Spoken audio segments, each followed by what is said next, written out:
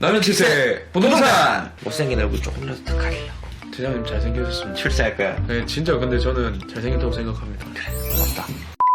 오늘은 제가 공인중개사 업무를 하면서 힘들었던 몇 가지 에피소드를 말씀드리려고 해요. 첫 번째, 사기꾼을 조심해라. 좋은 집이 저렴하게 전세가 나왔어요. 다가구 주택인데 제가 판단했을 때 시세 대비해서 굉장히 적정 가격이었어요. 또 수수료도 많이 주는 집이었어요. 일단 수수료 많이 주는 집은 조심을 해야 되죠. 왜냐하면 집주인이 돈이 급하다는 뜻이니까. 수수료 얼마였나요? 100만원. 100만원. 네. 그런데 나중에 문제가 생긴 게 뭐냐면 집을 판 사람이 집을 산 사람한테 돈을 7천만 원 안 받은 게 있었던 거야. 그래서 집주인이 나한테 찾아와가지고 전세 계약했다면서요. 전세 빠지면 돈을 주겠노라라고 했는데 집 사는 사람이 연락이 안 된대. 근데 나도 이때 당시 위임장하고 인감증명을 보고 계약을 진행했거든. 그때 같이 했던 부동산 사무실에 문의를 하니까 이 집 주인이 배를 탄 어부인데 한 번 나가면 보름 한 달씩 나간다. 그래서 자기가 다 관리한다. 그런 상황이 됐던 거지. 집을 팔았던 사람도 돈을 다 못 받은 상황이고 이런 내용은 심지어 등기부에나 어디도 안 나오고 둘간의 계약서만 있는 거고 집이 문제가 되겠다라고 생각을 해서 전입세대 열람이라든가 집주인 인적 사항이라든가 심지어 내가 이 집에 등기 권리증까지 내가 빼들어서 갖고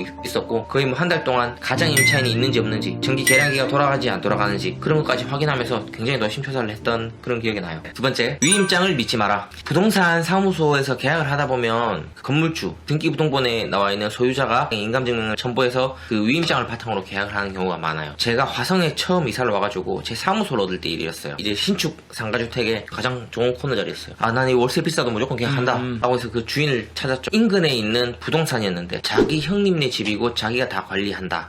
인감증명서하고 통장사본하고 위임장을 다 가지고 계신 거예요. 의심의 여지가 없죠. 네. 그래서 임대차 계약을 체결을 하고 다른 임차인도 유치를 해드렸어요. 그런데 나중에 이 형님이란 분이 오셔가지고 왜 여기다 계약해서 이렇게 들어왔냐라고 하는 거예요. 자세히 알고 봤더니 부동산을 운영하시는 동생분이 동서지간이죠. 주택의 건축비 문제로 갈등이 있으셨던 거예요. 그리고 본인은 위임장을 준 적이 없다. 인감증명 도장이 따로따로 건너간 건데 위임장을 만들어서 도장을 찍었다. 저한테 소송이 들어왔고 제가 계약을 체결해준 임차인들까지 소송이 들어온 거죠. 물론 이제 이 문제도 저나 다른 임차인들에게 피해는 없었어요. 피해는 없었지만 이사를 가야 되는 상황이라든가 이런 경우 얼마나 불편하겠어요. 세 번째, 특약사항을 철저히 세부적으로 작성해라. 중개업을 하시면 계약서를 복사해서 붙여넣기를 굉장히 많이 하세요. 내가 계약 당사자가 됐을 때 중개사무소를 가시더라도 특약사항에 대해서 고민을 안 하고 가시는 경우가 많아요. 향남에 있는 주차장 용지에 마트를 중개를 했어요. 땅값으로 치면 LH 분양가는 14억 정도지만 실제로는 20억 정도의 가치가 있는 땅이었고요. 인근에 계신 마트 사장님께서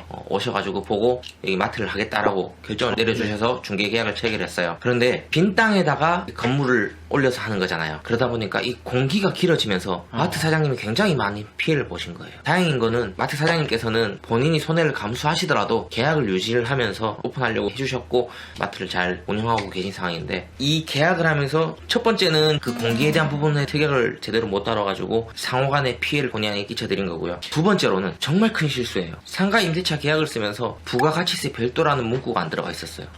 그게 많이 중요한가요? 예를 들어서 월세가 3천만 원인데 부가세 별도라는 문구가 안 들어가 있으면 월세는 2,730만 원이 되고 부가세가 270만 원이 되는 거고 그거를 대장님이 부담하셨어야 되는. 그렇지. 부담이라기보다는 그것 때문에 손해배상 청구가 들어올 수도 있는 상황이지. 나는 충분히 설명을 드렸지. 그리고 상가는 거의 90% 이상 99% 기본적으로 부가세 별도야. 네. 그래서 내가 마트 사장님한테도 그 부가세 별도라고 제가 몇 번 말씀을 드렸습니다. 계약서에 명시 안 한 건 제 실수가 맞지만 그 10개월의 통화 내역을 다 들어봐야 되는 거예요. 정말 10개월 동안 못해도 100통 200통 했는데 그 내용을 다 들어보는 거야. 안 나와. 안 나와요? 안 나와. 내가 못 찾았어. 200개까지 다 못 들었겠지. 근데 난 정말 답답했는 거야. 사장님한테 가서 사정했지. 그러니까 마트 사장님께서 이해해 주시더라고.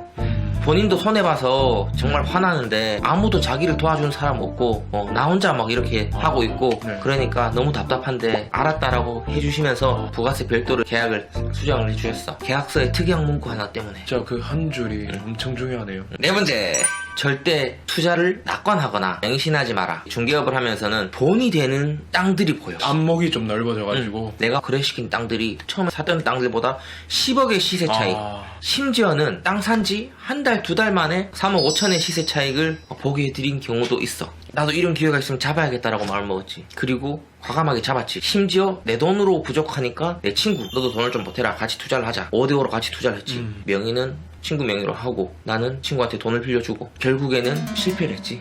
그 땅을 못 팔았고 계속 이자만 발생한 상황에 친구한테 원금을 조금씩 주고 있거든. 아, 네. 혹시라도 중개업을 하시거나 아니면 부동산에 투자를 하시거나 하실 때 이러이러한 문제들을 잘 짚어가시면서 하시면 좋겠습니다. 지금까지 시청해주셔서 감사합니다. 구독! 좋아요. 남녀칠세 부동산!